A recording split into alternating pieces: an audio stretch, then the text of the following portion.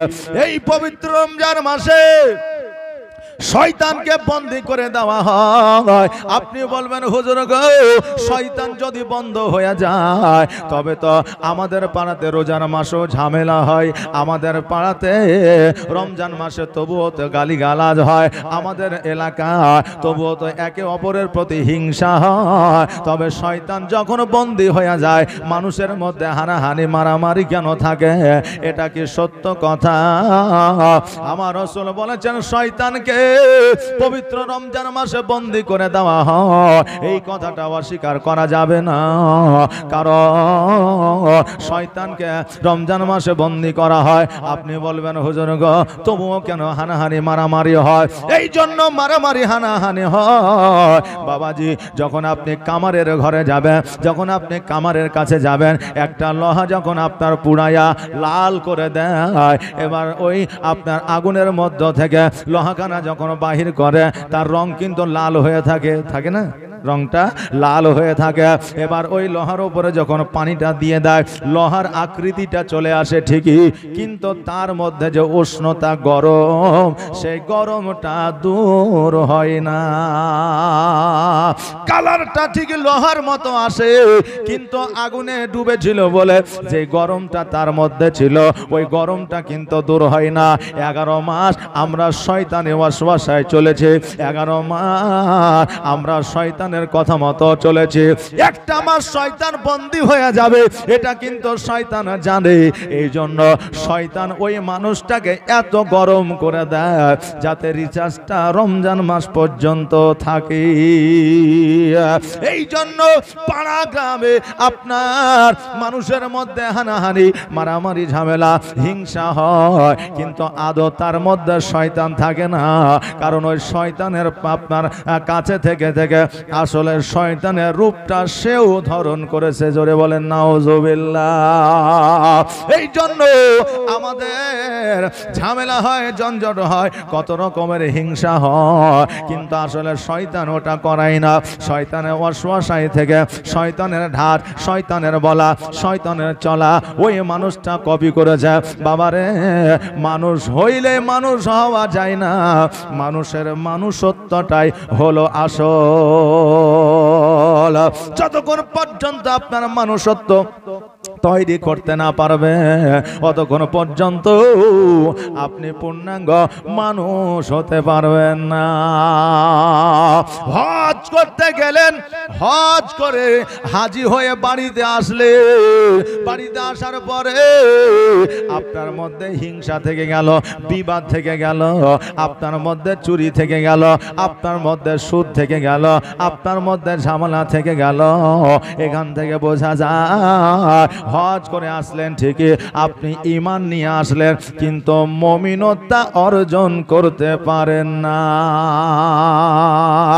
পবিত্র রমজান মাসে আমরা যুবক আছে, যুবতী আছে, এই পবিত্র রমজান মাসটাই হলো আপনার আমাদের জান্নাত জাহান্নাম থেকে নাজাতের মাস, রহমতের মাস, দুয়ার মাস। এই মাসে আমরা এমন কাজ করে থাকি যেই কাজগুলো আমাদের জন্য আল্লাহর দরবারে ইবাদত বলে গণ্য হয় না।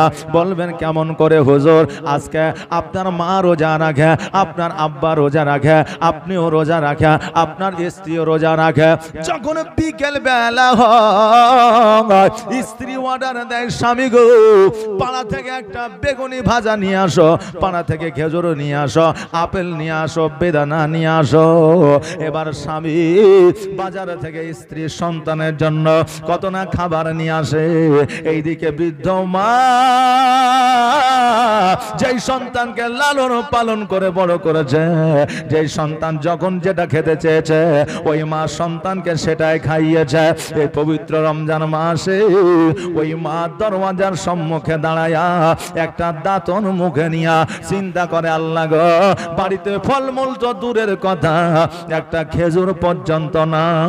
ও ভাই আল্লাহ, আমার সন্তান যখন খাবার নিয়ে আসছে আমাকেও হয়তো কিছু দিয়ে যাবে, কিন্তু জগতে এমনও সন্তান আছে রে বাবা, মা বাবাকে না দিয়া বাড়িতে বাড়িতে সন্তান পুত্র স্ত্রীকে নিয়ে ইফতার করে, ভালো ভালো খাবার দিয়া বাড়িতে মা বাবা পানি দিয়ে ইফতার করে। এই আমার যুবক ভাইরা, এই রকম আচরণ যদি তোমার মধ্যে থাকে, আল্লাহর দরবারে তোমার রোজা কবুল হবে না। সারাদিন অনাহারে থাকলে রোজা হয় না, সারাদিন অনাহারে না খেয়ে থাকলে রোজা হয় না। রোজার কিছু নিয়মাবলী আছে রে বাবা, রোজার কিছু আমাদের কাজকর্ম আছে, যে কাজগুলো আমাদের মধ্যে না যদি না থাকে রোজা হবে না, হবে না। উপবাস করা হবে, শুধুমাত্র আপনার ক্ষুধার্ত থাকা হবে। রোজা করলেন মিথ্যা বলছেন, রোজা করে মিথ্যা বলছেন, সত্যের পথে আসতে পারলেন না। রোজা করলেন সুদ খাচ্ছেন, সুদ ছাড়তে পারলেন না। রোজা করে হারাম খাচ্ছেন, হারাম ছাড়তে পারলেন না। রোজা করে মানুষের প্রতি অত্যাচার করছেন, অত্যাচার বন্ধ করতে পারলেন না। রোজা করেছে সঠিক মুমিন মুত্তাকিন হতে পারলেন না। ওই রোজাতে কোনো কাজ আপনার আসবে না। অতএব বাবাজি ভাইরা, আমাদের জীবন পরিবর্তন করা একটাই মাস, সেই মাসটা হলো পবিত্র রমজান মাস। আজকে আপনার বাড়িতে খাবার আছে, আপনার বাড়িতে কত কিছু আছে, কিন্তু আপনার পাশের বাড়িতে সঠিকভাবে সেহরি করতে পারে না, পাশের বাড়িতে সঠিকভাবে ইফতার করতে পারে না। অতএব তুমি নিজে ভালো মন্দ খাও, পাশের বাড়ি খেতে পাই না, এটা তুমি জানতে পারো, বুঝতে পারো, কিন্তু তবুও তাদের সহযোগিতা করো না। এটা ইসলাম শিখায় না, শরীয়ত শিখায় না। কারণ রমজান মাসে একে অপরকে দিয়ে খাওয়া আপনার শরীয়ত মোতাবেক আপনার প্রযোজ্য আছে। কারণ হইল আপনি খাইলেন, অপরকে দিলে আপনিও সবের অধিকারী হলেন, সেও সবের অধিকারী হলো। এই জন্য বাবারা, আপনার যদি টাকা থাকে, পয়সা থাকে, ভোর রাত্রে সেহরি করার, ইফতার করা। কারণ আমার দয়ার নবী, মায়ার নবী সাল্লাল্লাহু তাআলা আলাইহি ওয়াসাল্লাম সাহাবীদের ডাক দেয়া বলছে, সাহাবীরা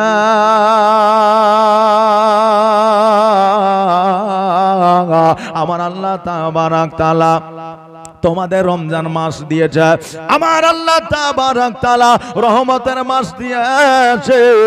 অতএব রহমতের মাসে যদি একজনকে পেট পূরণ করে সেহরি করাও, যদি একজনকে পেট পূরণ করে ইফতার করাও, আমার আল্লাহ তাবারাক তাআলা তোমার জন্য জাহান্নামকে হারাম করে দিবে। জোরে বলেন সুবহানাল্লাহ। সাহাবীরা বললেন, হুজুর গো, আমাদের অত ক্ষমতা নাই, আমাদের অত টাকা পয়সা নাই, আমরা একজনকে পেট পূরণ করে কেমন করে খেতে দিব, আমরা তো নিজেই খেতে পাই না। আমার নবীজি বললেন, সাহাবী, আজকে তোমার কাছে টাকা পয়সা, অট্টালিকা, ধন সম্পত্তি যদি না থাকে, তোমার কাছে যদি এক গ্লাস পানি থাকে, ওই পানিটাই তুমি একজন রোজাদারকে পানিটা পান করাও। একটা যদি খেজুর থাকে, ওই একটা খেজুর দিয়ে ওই তুমি রোজাদারকে ইফতার করাও। আজকে ওই একটা খেজুর আর এক গ্লাস পানি দ্বারা একজন রোজাদারকে যদি তুমি ইফতার করো, আমার আল্লাহ তবেও তোমার জন্য জান্নাত প্রযোজ্য করবে। জোরে বলেন সুবহানাল্লাহ। আর বাবারা ভাইরা, আজকে আমাদের এত কিছু থাকার পরেও আজকে আমরা রোজাদারকে খাওয়ানো তো দূরের কথা, আমরা নিজেই রোজা করি না। আর এই পবিত্র রমজান মাস পেয়েছি একটা মুসলমানদের একটা রহমতের মাস। এই রহমতের মাসে আমরা কত মানুষকে ঠগিয়ে খাচ্ছি। এই রোজার মাসেও ছাড়ি না বাবা, এই রোজার মাসেও আমরা ঠগিয়ে যত রকম ভাবে পারি যে বেশি করে নিয়ে আমরা নিজের আয়ত্তে রাখবো, ব্যাংক ব্যালেন্স করব, এটাতেও এখন মুসলমান ছাড়ে না। কারণ হইল আজ থেকে 2 মাস আগে ফলমূল স্টকে করেছে। কথা কি বুঝতে পারলেন? স্টকে করেছে। স্টকে করার পরে যখন পবিত্র রমজান মাস এসেছে, মাথায় টুপি লাগিয়েছে, মুখে 4টি দাড়ি ছেড়েছে। দেখবেন অনেক মানুষ আছে রমজান মাস আসলে তার দাড়িও বাড়ে না? রমজান মাস আসলে তার মুখে 4টি দাড়ি বাড়ে। যেমনই ঈদের দিন আসবে, তার আগের দিন সারা রাত ওই আপনার নাপিতের দোকানের লাইন দিয়ে বসে থাকে যে সকালবেলা ঈদগাহার আগে যাওয়ার আগে যেন আমার দাড়িটা কাটা হয়, চাহে যত রাত পর্যন্ত বসে থাকতে হয় বসে থাকবো। সারা রাত জেগেছে দাড়ি কাটার জন্য। সকালবেলায় ঈদগাহতে যাইয়া আপনার ঈদের নামাজ পড়াবে, ইমামের বক্তব্য শুনে আর ঢুলে কারণ কোন ইবাদতে রাত কাটায়নি, দাড়ি কাটার জন্য রাত কাটিয়েছে। হ্যাঁ বাবা, জীবনই হবে, তবে আমাদের প্র্যাকটিক্যাল জ্ঞানের দরকার আছে। এবার কিছু মানুষ দাড়ি ছেড়ে দেয়, দেখবেন অনেক ব্যবসায়ী টুপি লাগিয়ে দেয়। এবার আপনি যখন ফলমূল কিনতে যাবেন, বাবা আপেলের দাম কত? কিনেছিল 120 টাকা, বলবে 240 টাকা। কিনেছে 120, বলবে 240। বলে এত কেন দাম? বলে পবিত্র রমজান মাস, দাম বেড়েছে, আমরা কি করব? অতএব নিজে ইচ্ছা করে দামটা বাড়িয়েছে। বেরাদার, আজকে যারা ছোটখাটো ব্যবসায়িক আছে তাদের কোনো অসুবিধা, তাদের কোনো দোষ নাই, কিন্তু যারা বড় বড় ব্যবসায়িক আছে এই রমজান মাসকে লক্ষ্য করে ভালো একটা মোটা মুনাফা লুটার জন্য, মুসলমানদের কাছে দাম বেশি নেওয়ার জন্য আজকে তারা সমস্ত মাল স্টকে রেখে দিয়েছে। যারা এইভাবে মুসলমানদেরকে ঠগায়া আপনারা বেশি লাভ করে মাথায় টুপি দিয়ে রোজা করে দিন কাটাবে, তাদের রোজা কিয়ামত পর্যন্ত হবে না। ও বাবাজি ভাইরা, এই জন্য যারা গরিব আছে, এই জন্য যারা মিসকিন আছে, এই জন্য যারা ইয়েতিম আছে, এই পবিত্র রমজান মাসে তাদেরকে খাবার দেন, ফল দেন, ফুল আপনার মূল দেন। আর যদি আপনার টাকা থাকে যাকাত দেন, এই যাকাতের পয়সা দিয়াও প্রয়োজন হলে গরিব মানুষকে আপনার সেহরি করান, ইফতার করা। বাবাজি ভাইরা, আমার দয়ার নবী সাল্লাল্লাহু তাআলা আলাইহি ওয়াসাল্লাম বলেছে, পবিত্র রমজান মাসে একজন যদি নফল নামাজ পড়ে ফরজ নামাজের সমতুল্য নেকি পাওয়া যায়। জোরে বলেন সুবহানাল্লাহ, একটা আওয়াজ দিয়ে। নফল নামাজ পবিত্র রমজান মাসে যদি পড়া যায় তবে ফরজ নামাজের সমতুল্য নেকি পাওয়া যায়। আর এক ওয়াক্ত যদি আপনার ফরজ নামাজ আদায় করা হয় 70 ওয়াক্ত ফরজ নামাজের সমতুল্য নেকি পাওয়া যায়। অতএব এই পবিত্র রমজান মাস আসলো রে বাবা, তারাবি ছাড়বে না, নামাজ ছাড়বে না, রোজা ছাড়বে না। কারণ অনেকে রোজা রাখে না। রোজা যারা রাখে না তারা বলে ডাক্তার মানা করেছে রোজা করতে, পেটে খুব গ্যাস, অম্বল, বুক জ্বালা করে। যেই ডাক্তার রোজা করতে বারণ করে আসলে সে থিওলজি পড়ে নাই, নবীর বিজ্ঞানী, এই বুদ্ধি তাদের মাথায় ঢুকে না, আসলে সে ডাক্তারই হয় না। কারণ আমার নবীজি বলেছেন, যারা পঙ্কানুভাবে রোজা করে, যারা সময় লিমিট বেঁধে রোজা করে, আল্লাহ তাবারাক তাআলা তাদের কোনো পেটের রোগ দেয় না, কোলেস্ট্রল দেয় না, তাদেরকে সুগার দেয় না, থাইরয়েড দেয় না। আজকে আমরা অতিরিক্ত খাবার খাই কিন্তু শরীরের যাকাত দিই না। শরীরের বাবা একটা যাকাত আছে না? নাই, আছে। এখন আপনি অতিরিক্ত খাবার খাবেন, আপনার শরীরে চর্বি ধরবে, আপনার শরীরটা মোটা হয়ে যাবে, আপনার সুগারের হার বাড়বে, তারপরে আপনার প্রেসার বাড়বে, কত কিছু রোগ আছে। আপনি মেনটেনেন্স করে খান, রোজা রাখুন, আপনার শরীরটা ভালো থাকবে। কারণ আমার নবীজি বলেছেন, যাদের শরীরে রোগ বেশি, যাদের শরীরে রোগ বেশি, যারা বেশিরভাগই আপনার ঘুরতে পছন্দ করে, যাদের বেশিরভাগই আপনার ক্ষুধা লেগে যায়, যাদের বেশিরভাগই আপনার ওজন বেড়ে যায়, যাদের বেশিরভাগ নারীর চাহিদা বেড়ে যায়, আমার নবী বলেছেন তুমি সপ্তাহে 2টা করে রোজা রাখো, তোমার সমস্ত সমস্যা দূর হয়ে যাবে। জোরে বলেন সুবহানাল্লাহ। ও বাবাজি ভাইরা, ওয়াইস করনে রাদিয়াল্লাহু তাআলা আনহু নামে একজন আমার নবীর প্রেমিক ছিলেন। ওই নবীর প্রেমিক 6 বছর বয়সে উনি জামা কাপড়ের ব্যবসা করতেন। বাপের একটা জামা কাপড়ের দোকান ছিল, ওই জামা কাপড়ের দোকানে ওই ওয়াইস করনে রাদিয়াল্লাহু তাআলা আনহু যেতেন। কারণ আব্বা ইন্তেকাল করেছিল, অন্ধকার কবরে চলে গিয়েছিল। এই জন্য ওই 6 বছরের সন্তান মাকে বলেছিল, মা গো,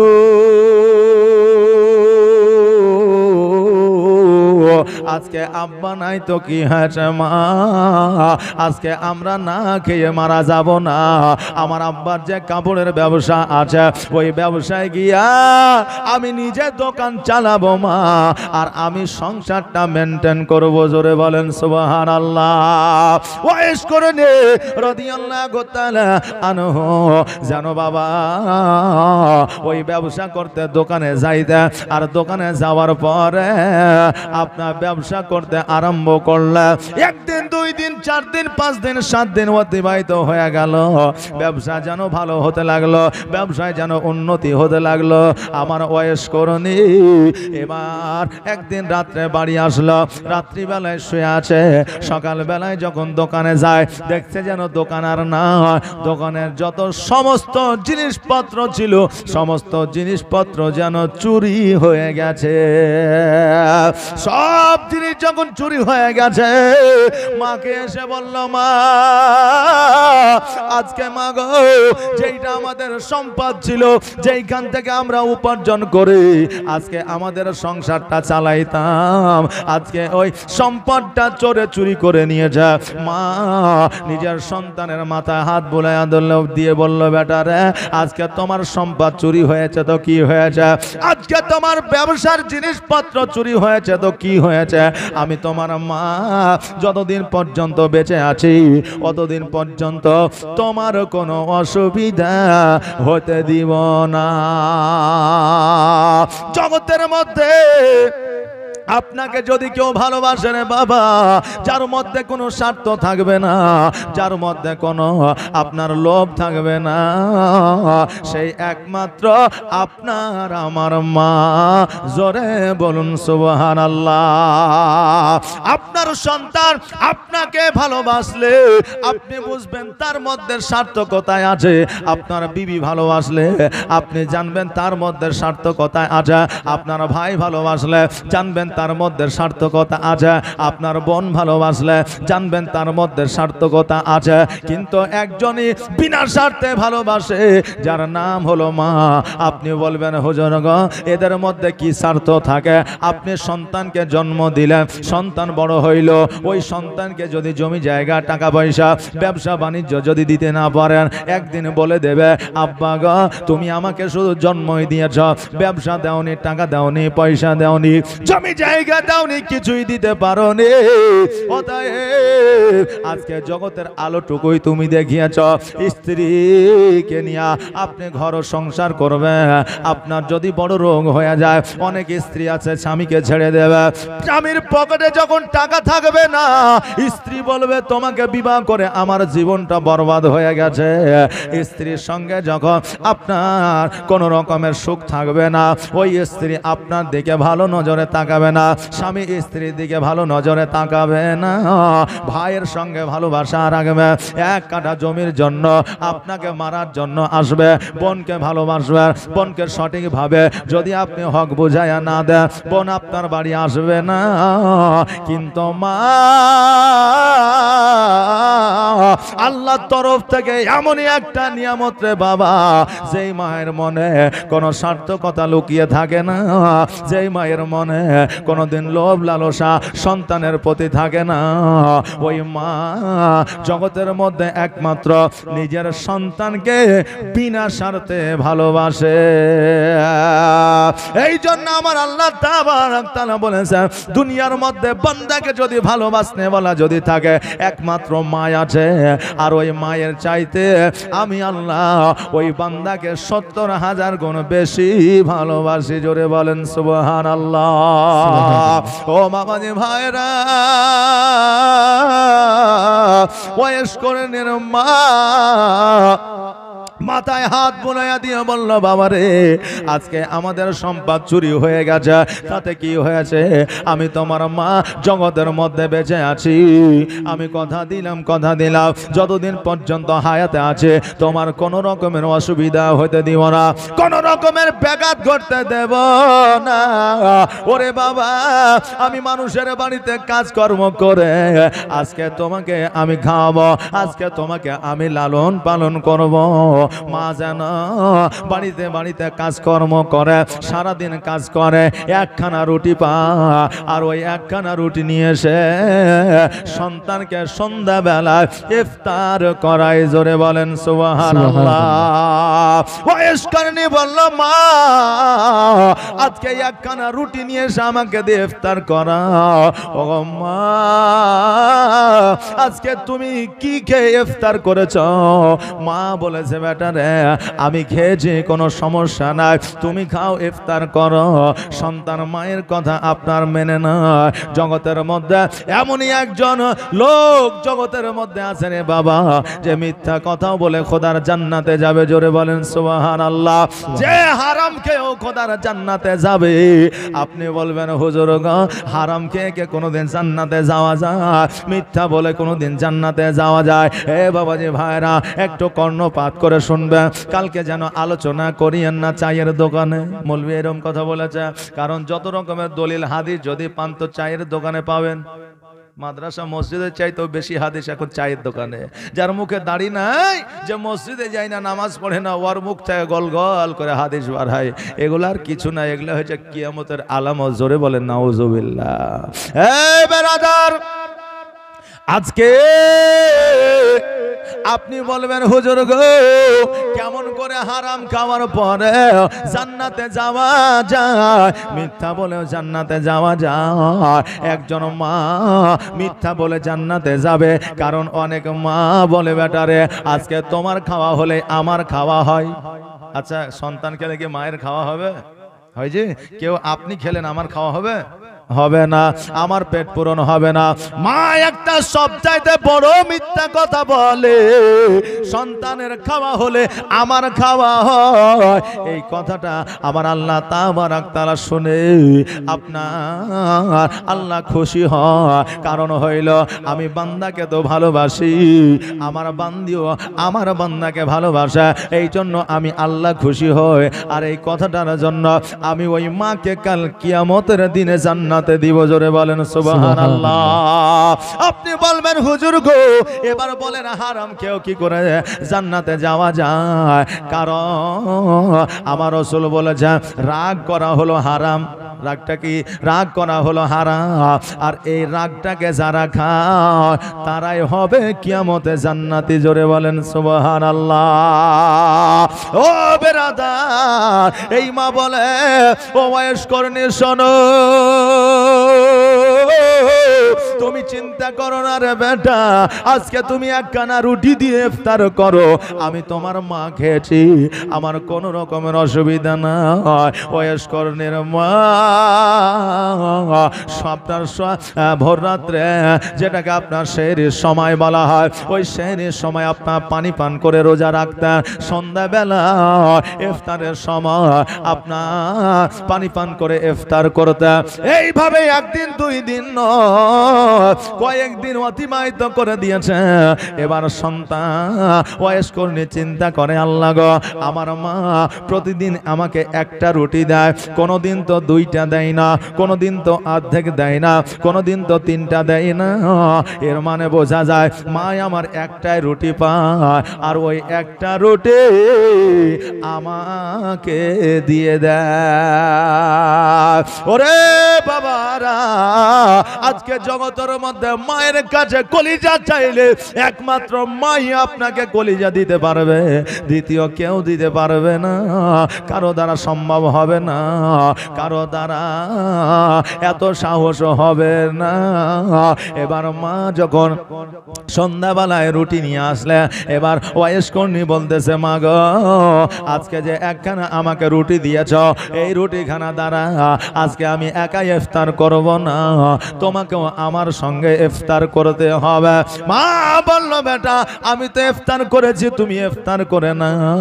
এবার সন্তান বলল মা গো আমি একাই ইফতার করব না, আসো আমি অর্ধেক খাবো তুমি অর্ধেক খাবে, এইভাবে আমরা ইফতার করব। এবার মা যেন সন্তানকে রুটি খাইয়ে দেয়, সন্তান যেন মাকে রুটি খাইয়ে দেয়। দুই চোখ দিয়ে অঝর নয়নে পানি ঝরে যায়। আল্লাহ গো আজকে যদি আমার প্রাণের স্বামী জগতের মধ্যে হায়াতে থাকতো, আজকে আমার বাড়িতে কোনো অভাব অনটন থাকতো না। এ মা জননী ওই স্বামীর মূল্য দাও রে মা, কারণ স্বামী যতক্ষণ পর্যন্ত হায়াতে আছে জগতে আছে, অতক্ষণ পর্যন্ত তোমার ঐতিহ্য আছে, অতক্ষণ পর্যন্ত পর্যন্ত তোমার সৌন্দর্য আছে, স্বামী যতক্ষণ আছে অতক্ষণ পর্যন্ত তোমার মান ও সম্মান আছে, স্বামী যতক্ষণ পর্যন্ত আছে অতক্ষণ পর্যন্ত জগতের মধ্যে তোমার ভ্যালুয়েশন আছে। স্বামী যখন থাকবে না, মায়ের বাড়িতে গেলে মা বাবা দেখতে পারবে না, ভাই বোনেরা দেখতে পারবে না, যুবকেরা দেখতে পারবে না, কতজনে তোমাকে অবহেলা করবে। আর যদি কেউ তোমাকে ভালোবাসে, আসলে ওটা ভালোবাসা না, ওটা তোমার শরীরকে তারা ভালোবাসে। এই জন্য বলবো রে মা, স্বামী যতদিন আছে স্বামীর খেয়াল করো। একমাত্র নিজে না খাইয়া কষ্ট করিয়া মাথার ঘাম পায়ে ফেলিয়া তোমাকে যদি কেউ খাওয়াতে পারে, সেটা হলো তোমার প্রাণের স্বামী। এই জন্য আমার নবী পাক সাল্লাল্লাহু তাআলা আলাইহি ওয়াসাল্লাম বলেছেন, জগতের মধ্যে নারীদের জন্য হলো স্বামীর পায়ের তলে জান্নাত, আর সন্তানের জন্য পিতা মাতার পায়ের তলে জান্নাত। জোরে বলেন সুবহানাল্লাহ। এই জন্য জান্নাতের সেবা করতে ভুলিও না, কারণ তোমার স্বামী যদি তোমার প্রতি কিঞ্চিত পরিমাণ খুশি হয়ে যায়, বেজার হয়ে যায়, সারা মাস রোজা করো না কেন, সারা মাস তুমি ইবাদত করো না কেন, ওই স্বামী বেজার থাকার কারণে তোমার কোনো ইবাদত আল্লাহর দরবারে কবুল হবে না। এই জন্য স্বামীকে রাজি রাখো, খুশি রাখো। আর স্বামীদের সুন্দর ভাষায় কথা বলা, স্ত্রীদের সুন্দর ভাষায় কথা বলা, স্ত্রী প্রশংসা করা, স্ত্রীদেরকে নিয়ে মজা করা, এটা হলো স্বামীদের জন্য আমার নবীর সুন্নাত। জোরে বলেন সুবহানাল্লাহ। ও বাবারে, আজকে স্ত্রীদেরকে গোলাম মনে করলে হবে না, স্ত্রীদেরকে হাতের মুঠোয় রাখবো বললে হবে না, কারণ এই নারীদেরকে আমার আল্লাহ আজাদি দিয়েছে। কেমন আজাদি দিয়েছে? এখন দেশের মতো আজাদি নয়, খোলামেলা ঘুরবে, লিপস্টিক দিয়ে ঘুরবে, মাস্কারা দিয়ে ঘুরবে, ওড়না থাকবে না, পর্দা থাকবে না। শরীয়ত এইরকম আজাদি দেয় না, শরীয়ত এইরকম আজাদি দিয়েছে স্বামীর ঘরে বসবাস করবে, হক যেটা আছে সেটা স্ত্রীকে বলবে, হকের বাইরে কোনো অর্ডার করা যাবে না। এখনো স্বামী যদি বলে তোমার আব্বার কাছ থেকে 50,000 টাকা নিয়ে দাও, লিয়ে দাও। এখন স্ত্রী যদি বলে আমার আব্বা কোথায় টাকা পাবে, বলে আচ্ছা আমার দরকার, বলে তুমি চাও, বলে আমি চাইলে দিবে না, তুমি চাও, জি তুমি চাও, আমি চাইলে দিবে না। এখন স্ত্রী যদি বলে আমার দ্বারা বলা হবে না, স্বামী বলবে তোর দ্বারা যদি বলা না হয়, আগামী কালকে আর আমার বাড়িতে তোর থাকা হবে না। স্ত্রীকে হুমকি দিয়ে দেয়। স্ত্রী মনে মনে চিন্তা করে, আল্লাহ গো, আজকে সামান্যর জন্য আমি স্বামীর বাড়িতে থাকতে পারবো না। ওই মা বুদ্ধিবিদ্যা করে ইজ্জতের ভয়ে, মান সম্মানের ভয়ে আব্বাকে ফোন করে বলে দেয় 50,000 টাকা দিয়ে যাও, আমাদের খুব দরকার, খেতে পাচ্ছি না, অভাব আছে, অনটন আছে, একটা ফ্রিজ লিব, সামনে রোজার মাস। কি বলে? হ্যাঁ, সামনে রোজার মাস লিব। ওই মা আপনার স্ত্রী কত বড় মিথ্যা কথা বলে, বাপের কাছ থেকে 50,000 টাকা নেয়। এইরকম কথা স্ত্রীকে কোনোদিন কিয়ামত পর্যন্ত বলা যাবে না, কারণ ওই স্ত্রী তোমার জন্য বড় ধরনের নিয়ামত। জোরে বলেন সুবহানাল্লাহ।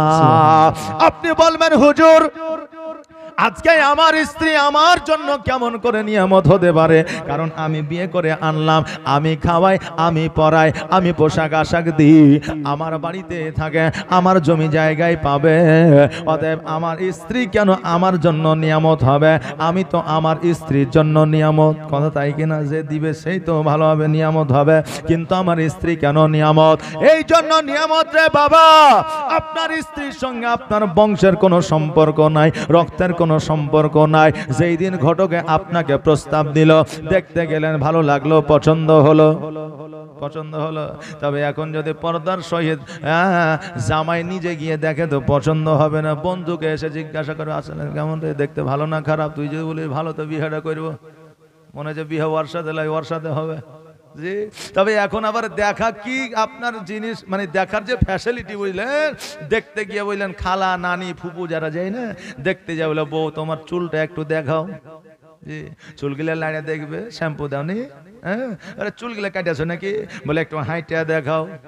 জি, এবার একটু হাইটা দেখাবে, বলবে নাকটা তো একটু চাপা না বুচায়, একবার দেখি।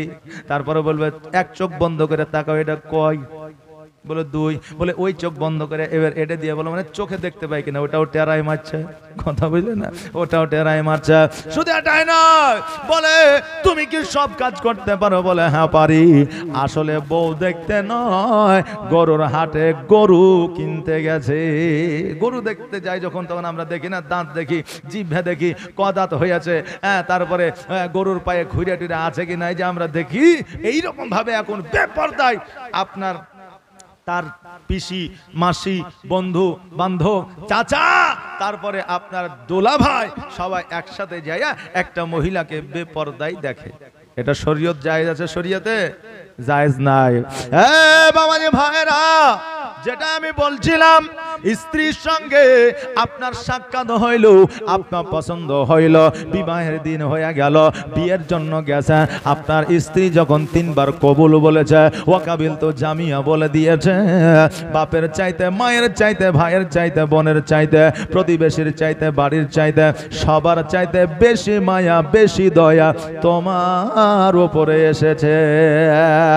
নিজের মা বাবাকে ছেড়ে, ভাইকে বোনকে ছেড়ে তোমার বাড়িতে এসে বসবাস করেছে, তোমার সন্তানকে 10 মাস 10 দিন গর্ভে ধারণ করে কত কষ্ট, যন্ত্রণা, ব্যথা, বেদনা সহ্য করে আজকে ওই সন্তানকে জগতের মধ্যে নিয়ে এসেছে, আলো দেখিয়েছে। আজকে আলো দেখানোর পরে 2 বছর নিজের বুকের দুগ্ধ পান করিয়েছে, ওই সন্তানকে লালন পালন করে বড় করেছে। স্বামী যখন অসুস্থ হয়েছে, স্বামীর খিদমত করেছে, বিছানাগত যখন হয়েছে, নিজে মহিলা উঠাতে পারে না, চাটতে পারে না, কত কষ্ট করে স্বামীকে প্রস্রাব পায়খানা করিয়েছে।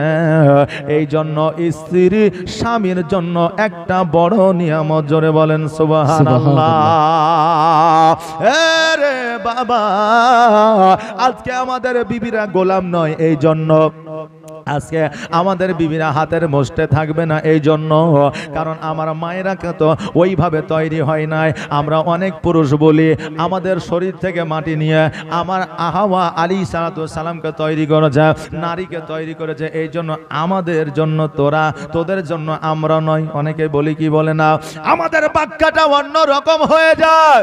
আমার আল্লাহ নিজেই বলেছে, যদি নারীকে পায়ের মাটি, পুরুষের পায়ের মাটি দিয়ে তৈরি করতাম, নারীকে পায়ের তলে পুরুষেরা রাখতো, যে সময় জাহিলিয়াতের যুগে রাখতো। নবী যখন 570 খ্রিস্টাব্দে এসেছিল, সেই যুগটা ছিল জাহিলিয়াতের যুগ। ওই জাহিলিয়াতের যুগে যেমন নারীদের প্রতি অত্যাচার করা হতো, গোলাম মনে করা হতো, দাসী মনে করা হতো, আমার আল্লাহ বলেছে পায়ের মাটি দিয়ে তৈরি করলে পুরুষরা পায়ের নিচে রেখে দিত, হাতের মাটি দিয়ে তৈরি করলে হাতের মুষ্টে রেখে দিত, মাথার মাটি দিয়ে তৈরি করলে নারীরা মাথার উপরে উঠে নাচতো। আমি আল্লাহ আদম আলাইহিস সালামের বাম পাজরের মাটি দিয়ে, বাম পাজরের বক্ষস্থলের মাটি দিয়ে আমি নারীকে তৈরি করেছি। এই জন্য তাদের স্থান পায়ে নয়, হাতের মুষ্টে নয়, মাথার উপরে নয়। প্রত্যেকটা নারী, প্রত্যেকটা স্বামীর বক্ষস্থলে তাদের জায়গা, হৃদয়ে মাঝে তাদের জায়গা, জোরে বলেন সুবহানাল্লাহ। বাবারা ভাইরা, আজকে স্ত্রীদের অন্যায় ভাবে কথা বলবেন, এটাও শরীয়ত মেনে নিতে পারে না। আজকের স্বামী, আজকে স্ত্রী স্বামীকে দুঃখ দিয়ে কথা বলবে, এটাও শরীয়ত মেনে নেয় না। আজকে স্বামী আর স্ত্রী খুশি হইয়া একে অপরের দিকে তাকাইয়া যদি একবার মিষ্টি হাসি দিয়ে দেয়, আমার আল্লাহ তাদেরকে মকবুল হজের সব দিয়ে দেয়, জোরে বলেন সুবহানাল্লাহ। এই জন্য বলি, ওরে মা, স্বামী যতদিন জগতের মধ্যে আছে ততদিন স্বামীর সেবা করো, স্বামীকে অবহেলা করিও না। তোমার স্ত্রী যতদিন আছে, তোমার স্ত্রীকে কখনো দুঃখ দিয়ে কথা বলবে না, যত পারবে প্রশংসা করো। কারণ একজন নারী স্বামীর ভালোবাসা, ভালো কথা শুনলেই খুশি হয়ে যায়। ভালোবাসা আর ভালো কথা শুনলে একজন নারী খুশি হয়ে যায়। তবে আজকে বাড়িতে গিয়ে এখনই টেরাই করিয়েন না, যে মৌলবি তো বলেছে স্ত্রীর প্রশংসা করতে, এখনই প্রশংসা করবো এইরকম করিয়েন না, ধরা পড়ে যাবেন। মা বলবে মৌলবীর কাছ থেকে শুনে আসলে তার লেগে বলছে, আগে তো কোনোদিন বলো নাই। কারণ এক জায়গায় বলেছিলাম স্ত্রীদের প্রশংসা করবে, কেমন করে করবে? বলবে বিবি রে, আজকে তুমি যে সেজেছো গুজেছো দেখতে বড় ভালো লাগে, আজকে তুমি যে পোশাকটা পরেছো পোশাকটা অতি সুন্দর লাগে, আজকে তুমি যে সবজিটা রান্না করেছো সবজিটা বড় ভালো লাগে, আজকে যে গোস্তটা রান্না করেছো গোস্তটা অতি সুন্দর লাগে, আজকে ভাতটা যে তুমি রান্না করেছো ভাতটা খুব সিদ্ধ ভালো হয়েছে। এইভাবে বিবিদের প্রশংসা করবে।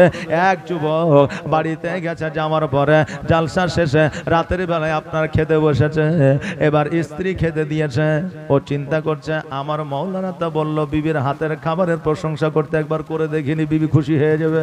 অমনি বলছে বিবি রে, আজকে যে 2টা গোস্তের ডুমে দিয়েছ আমাকে, এই গোস্তটা রান্না খুব সুন্দর হয়েছে, বিউটিফুল নাইস। বিবি মুখটা ভারী করে নিচের দিকে করে নিয়ে বসে আছে।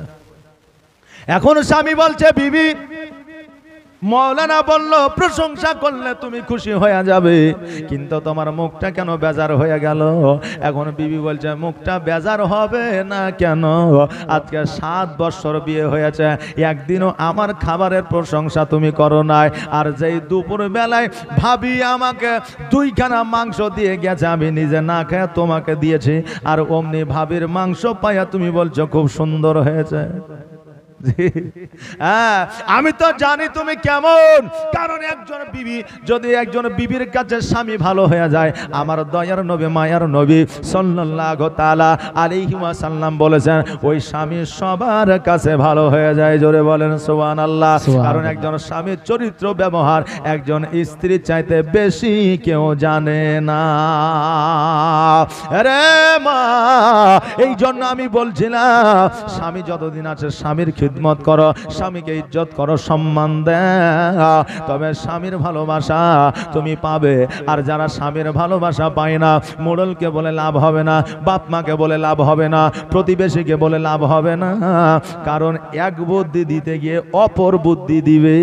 তুমি রাত্রে বেলায় তাহাজ্জুদের নামাজ পড়ো, আল্লাহর কাছে দোয়া করো, আল্লাহ গো আমার স্বামীকে তুমি হেদায়েত করে দাও। আজকে তোমার দোয়াকে যদি আল্লাহ কবুল করে নেয়, তোমার স্বামীকে হেদায়াত করে দেবে। হেদায়াতের মালিককে, হেদায়েতের মালিক হলো আমার আল্লাহ।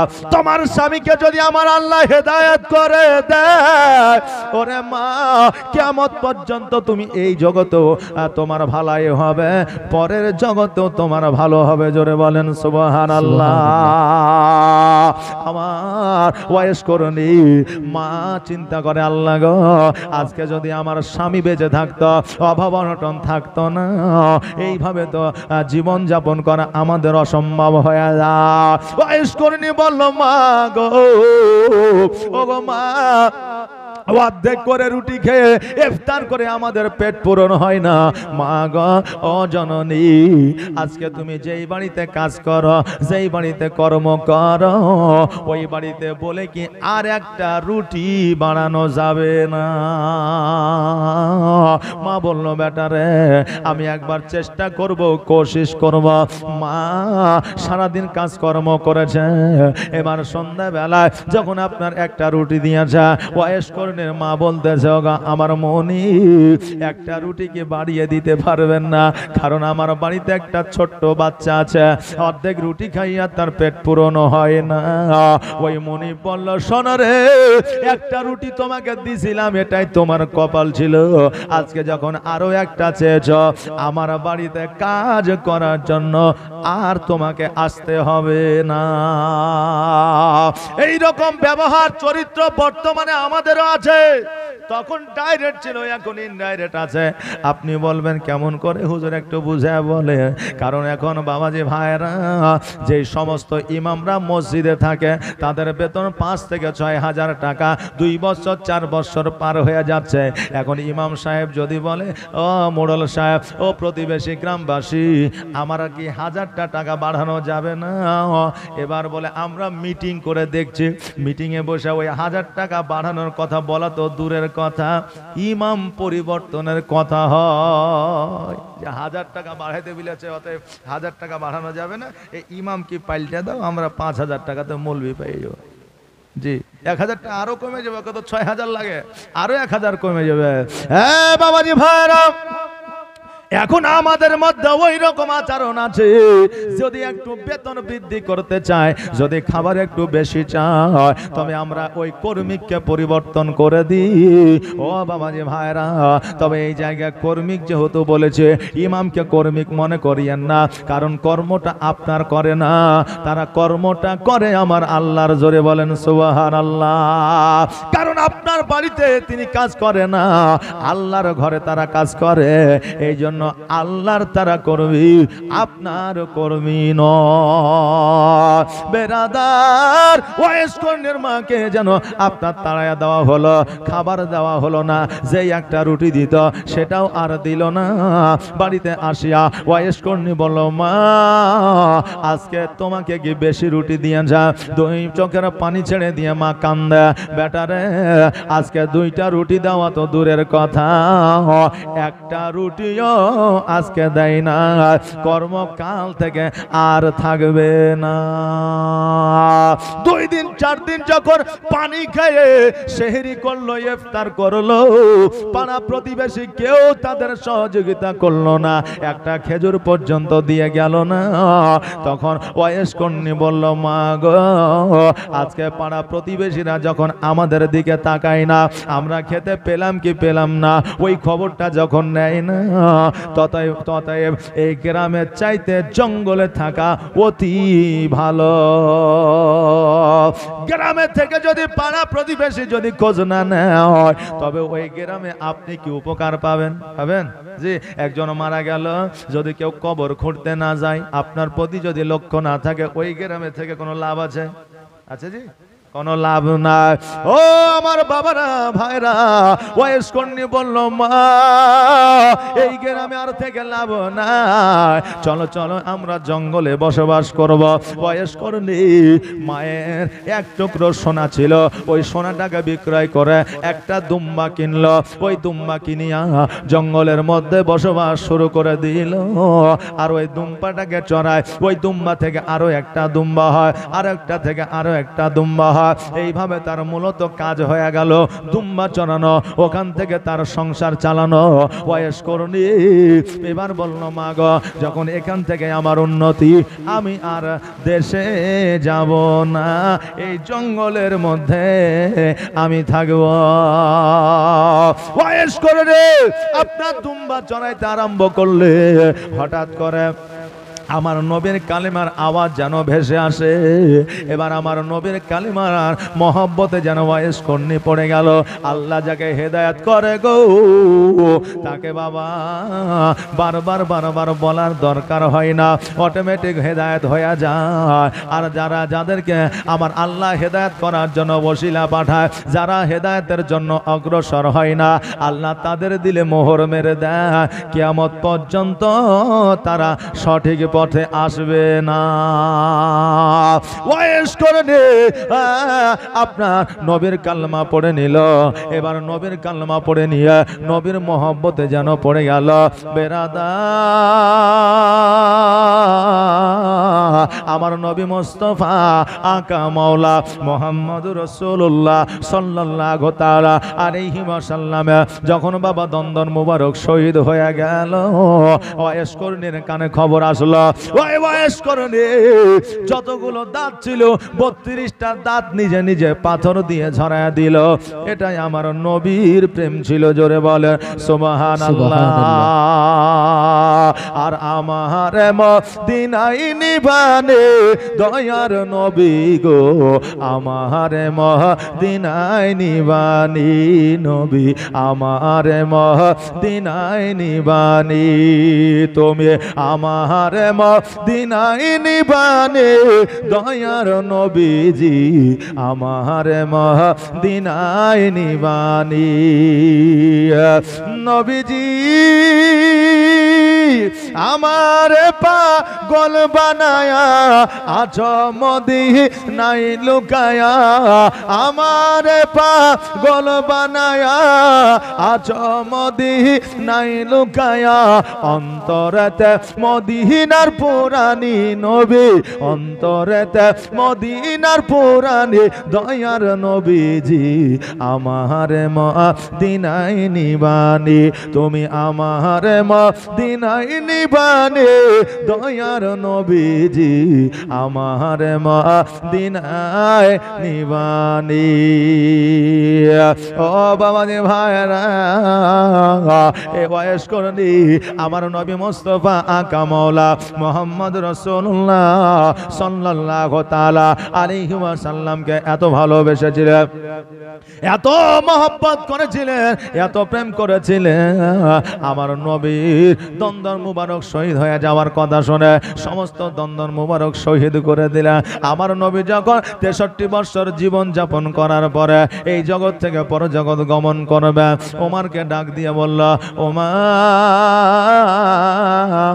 আজকে ওসমানকে আজকে আলী রাদিয়াল্লাহু তাআলা আনহুকে আর তোমাকে একটা ওসিয়ত করে যাচ্ছে ওসিয়তটা হলো আমার যে একটা পুরনো জুব্বা মুবারক এই জুব্বা মুবারকটা তোমাদের দিয়ে গেলাম আমার একটা পাগল আছে আমার একটা প্রেমিক আছে যার নাম হলো ওয়াইস করণী এই জুব্বাটা তার কাছে তোমরা পৌঁছায়া দিও জোরে বলুন সুবহানাল্লাহ আবু বকর বললেন হুজুর গো ও দয়ার নবীজি আজকে আমি আবু বকর আমাকে কেন ওই ওসিয়তটা দিলেন না কারণ নবী গো আপনার ওসিয়ত যদি আমি পাই আমার জীবনটাকে ধন্য মনে করব নবী আমার বলে আবু বকর এই জুব্বা মুবারকটা এই ওসিয়তটা যতক্ষণ পর্যন্ত ওয়াইস করণীর কাছে পৌঁছাবে কতদিন পর্যন্ত তুমিও দুনিয়াতে আর থাকবে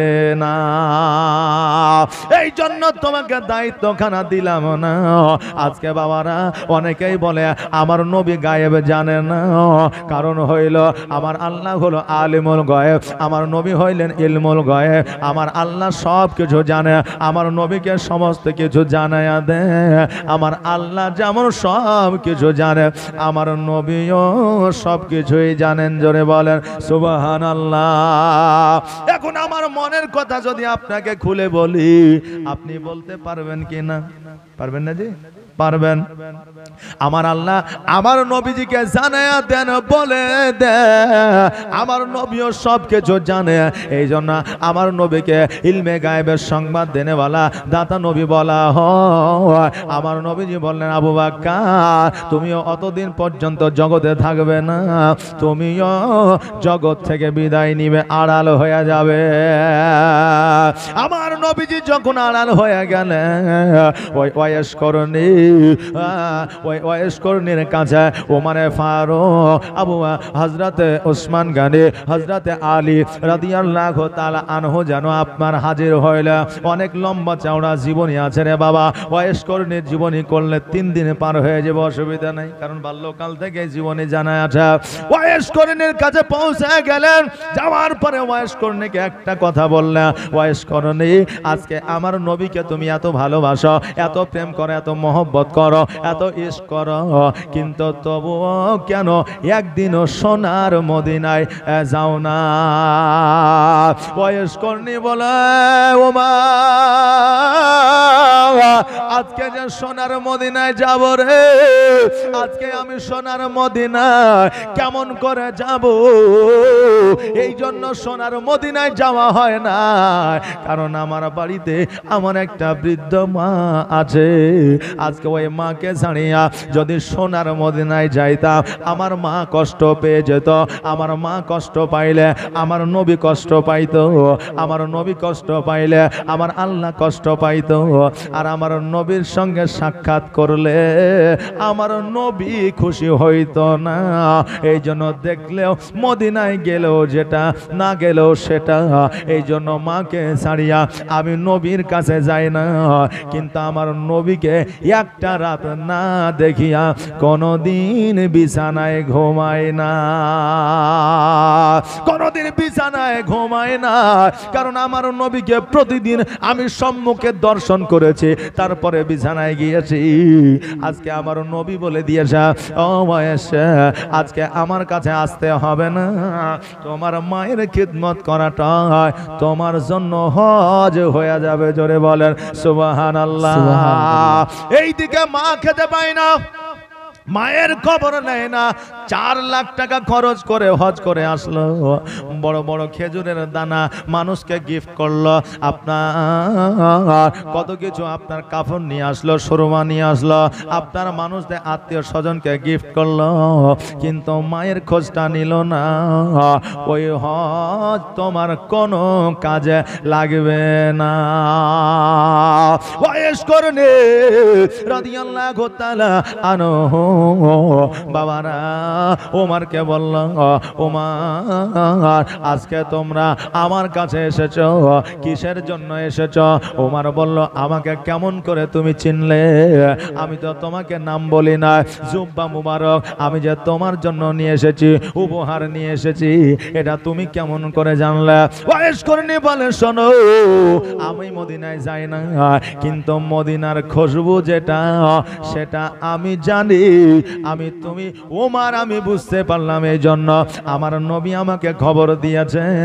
আর তোমার গা থেকে, তোমার শরীর থেকে যে খুশবুটা বের হয়, আমার নবীর ঘামের ঘ্রাণের মতো খুশবুটা বের হয়। এই জন্য তোমার ঘ্রাণ সঙ্গে আমি বুঝে গিয়েছি তুমি হলে খলিফা ওমর। জোরে বলেন সুবহানাল্লাহ। ওমর ফারুক রাদিয়াল্লাহু তাআলা আনহু বললে, ও ওয়াইস করনি, নবীর প্রতি এত প্রেম, এত ভালোবাসা, এত মহব্বত, আজকে তুমি যে নবীকে প্রেম ভালোবাসা দিয়েছ, আজকে এত কষ্ট করেছ, আজকে এত জ্বালা যন্ত্রণা সহ্য করার পরে আমার নবীকে ভালোবেসেছ, এই জন্য আমার নবী তোমাকে জুব্বা উপহার দিয়েছে।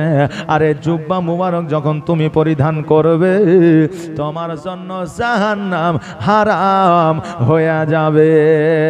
আর নবীর প্রেমে পাগল হইলে, নবীর প্রেমে পাগল হইলে আল্লাহ তাআলা খুশি। নবীর দরুদ পড় দিবানিশি, নবীর দরুদ পড় দিবানিশি। নবীর প্রেমে পাগল হইলে, নবীর প্রেমে পাগল হইলে আল্লাহ তাআলা খুশি। নবীর দরুদ পড় দিবানিশি, নবীর দরুদ পড় দিবানিশি। আমার নবীর প্রেমে পাগল হইলে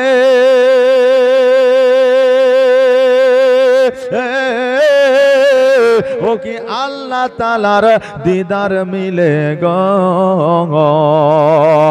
আমার নবীর প্রেমে পাগল হইলে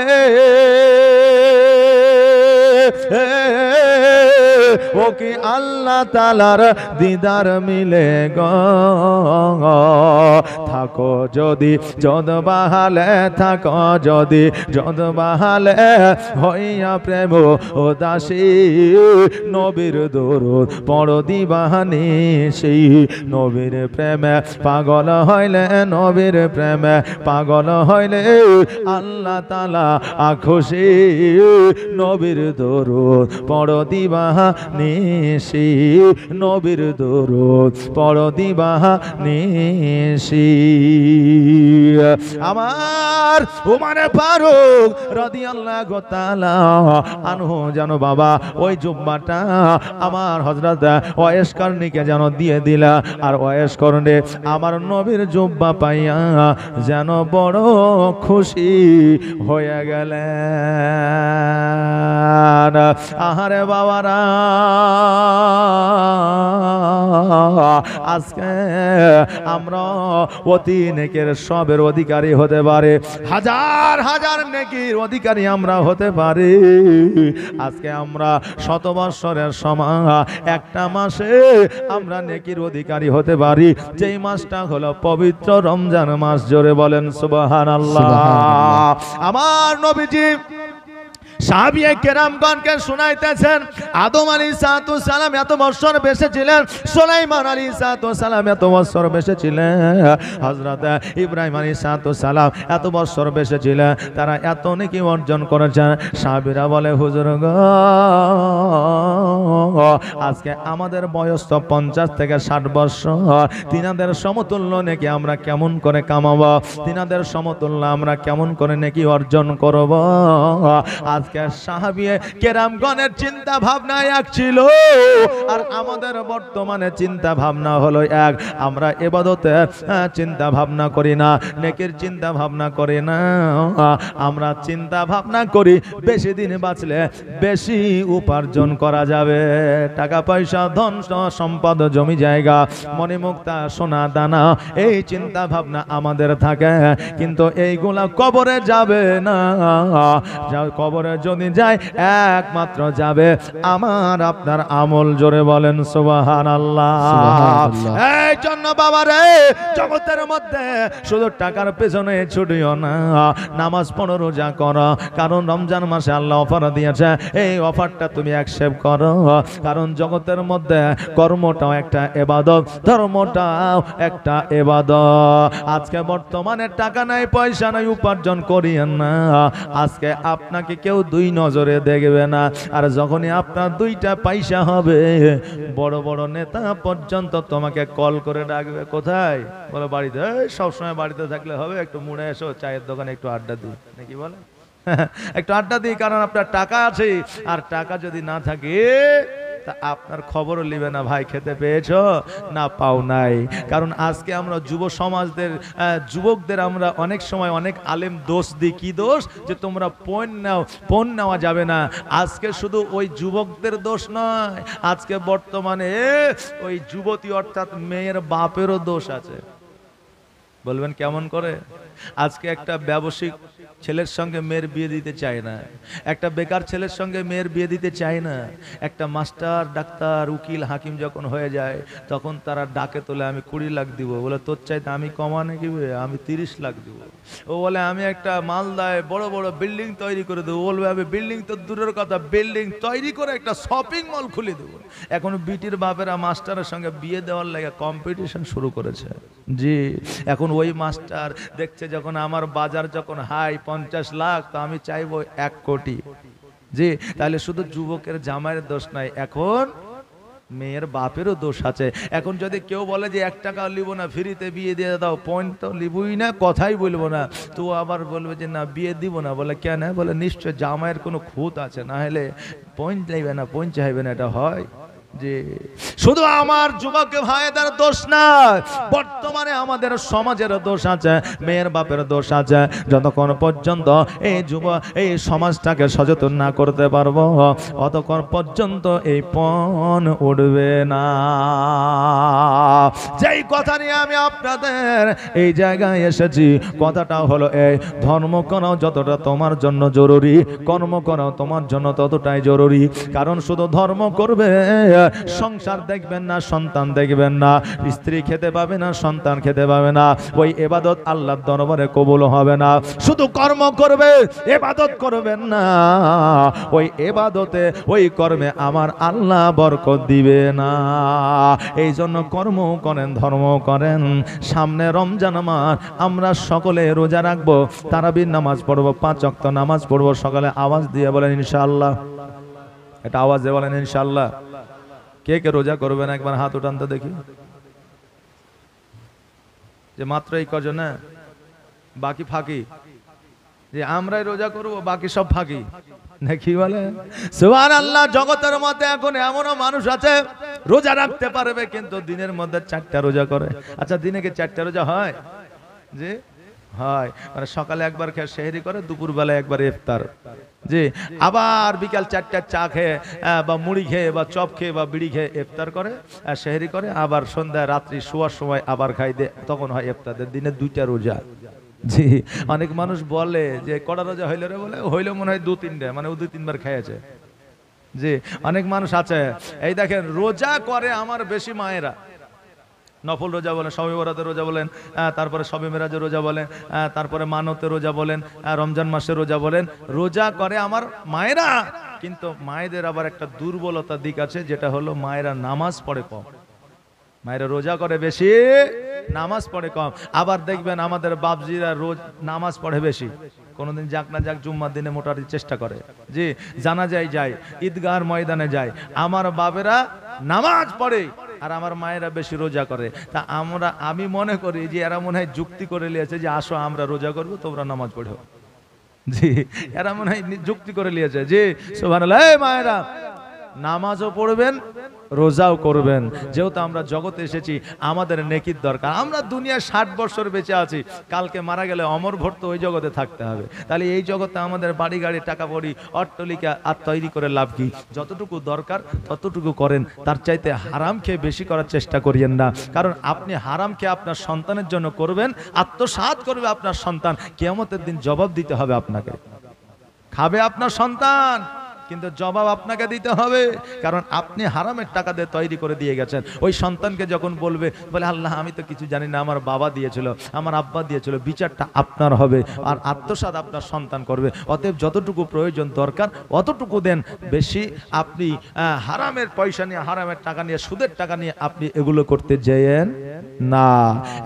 বাবা রে, আজকে আমরা জগতের সাধারণ নবীর উম্মতি, আজকে আমাদের কবর দেখে ভয় নাই, মিজান দেখে ভয় নাই, জাহান্নাম দেখে ভয় নাই। কিন্তু যে খাদিজাতুল কুবরা রাদিয়াল্লাহু তাআলা আনহা আমার নবীজিকে সমস্ত সম্পদ দান করে দিয়েছিলেন, সমস্ত সম্পদগুলো আমার নবীজি ফকির মিসকিন এতিমদের মধ্যে বিলি বন্টন করেছিলেন। জোরে বলেন সুবহানাল্লাহ।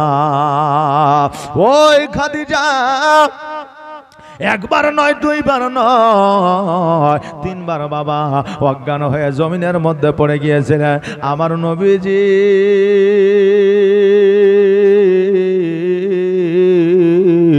খাদিজার কাছে গিয়ে বলল, খাদিজা আজকে বলো তোমার রোগ নাই, বালা নাই, মুসিবত নাই, জ্বর নাই, জ্বালা নাই, তুমি অজ্ঞান হয়ে জমিনের মধ্যে কেন পড়ে যাও?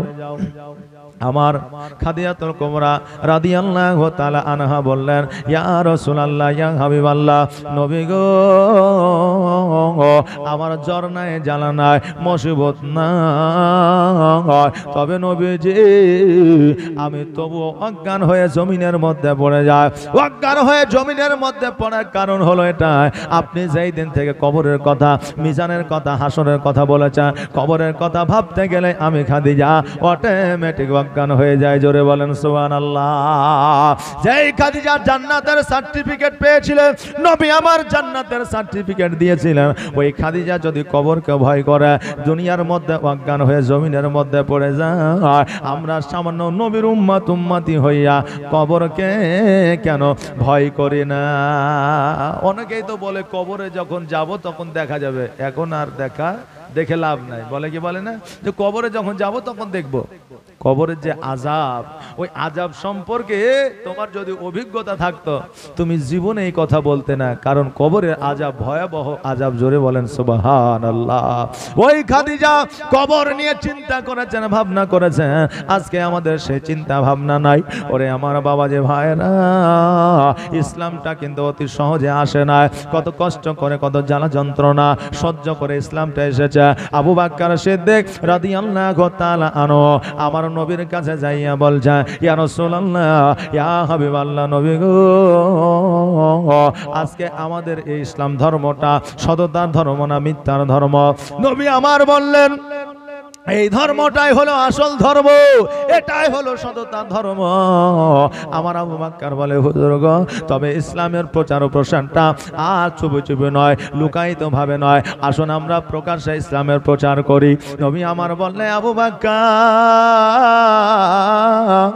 আজকে যদি ইসলামের প্রচার ও প্রসারটা যদি আমরা প্রকাশ্যে করি, কাফেরেরা আঘাত করবে, কাফেরেরা তীর মারবে, কাফেরেরা বল্লম মারবে, কাফেরেরা পাথর ছুড়বে, পথে প্রকাশ্যে ইসলামের প্রচার করা যাবে না। আবু বকর বলে হুজুর গো, ইসলাম যদি সততা ধর্ম হয়, আমি আবু বকর জানো প্রাণ দিয়ে প্রকাশ্যে ইসলামের প্রচার করতে রাজি আছি। নবী আমার বললে, আবু বকর তুমি যখন ইসলামের প্রচার প্রকাশ্যে করতে রাজি আছো, তুমি একাই কেন ইসলামের প্রচার করবা? আমার সাহাবীদের মধ্যে খবরটা দিয়ে দিচ্ছি। এবার সাহাবীদের ডাকলেন, ডাকার পরে সকল সাহাবীদের বললেন, শোনো রে, আজকে ইসলামের প্রচার ও প্রসার প্রকাশ্যে হবে। ইসলামের প্রচার ও প্রকাশ আর লুকায়িত ভাবে হবে না। এবার সবাই এই কথা শুনে বাড়ির দিকে গেল। আবু বকর সিদ্দিক যেন বাড়ির দিকে যায়, এবার কাফেরেরা যেন পাথর মারে। আবু বকর বলে, এ কাফেরের দলেরা, আজকে তোমরা আমাকে পাথর কেন মারো?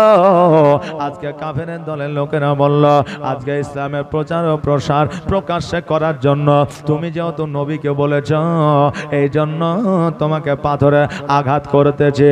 আজকে পাথরে আঘাত খাইয়া ভয়ে ভীতিতে তুমি যাতে ইসলামের প্রচার প্রকাশ্যে না করো, নবীর পক্ষ যাতে না নাও, এই জন্য তোমাকে পাথরে আঘাত করতেছি।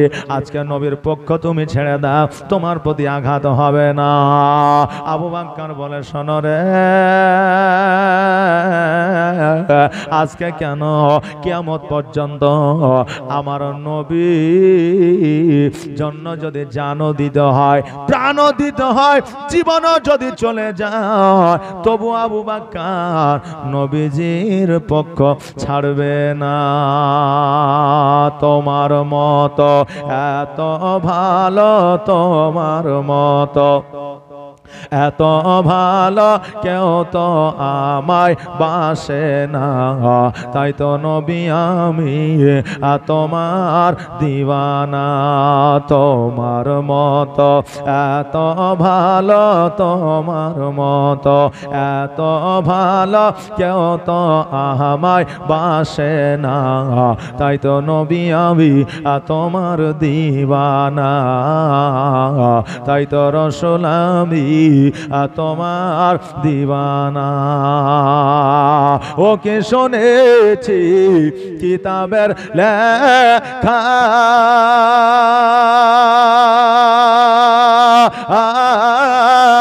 নবী ছাড়াই আমার জীবন ফাঁকা গো।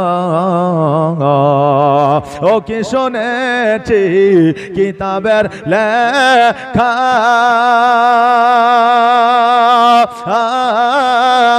নবী ছাড়াই আমার জীবন ফাঁকা গো। নবীজিকে ভালো না বাসিলে, নবীজিকে ভালো না বাসিলে আল্লাহ পাওয়া যাবে না, তাই তো নবী আমি তোমার দিওয়ানা। তোমার মতো এত ভালো, তোমার মতো এত ভালো কেউ তো আমায় বাসে না, তাই তো নবী আমি তোমার দিওয়ানা। আমার আবু বকর সিদ্দিক রাদিয়াল্লাহু তাআলা আনহু ওই পাথরে আঘাত সহ্য করে বাড়ির মধ্যে যখন প্রবেশ করতেছে, আবু বকরের মা ছুটতে ছুটতে বেটাকে ধরে নিয়ে বলে, বেটারে আজকে তোমার শরীর কেন ক্ষত বিক্ষত হয়ে আছে, তোমার জামা কাপড় কেন রক্তাক্ত হয়ে আছে? আবু বকর বলে, মা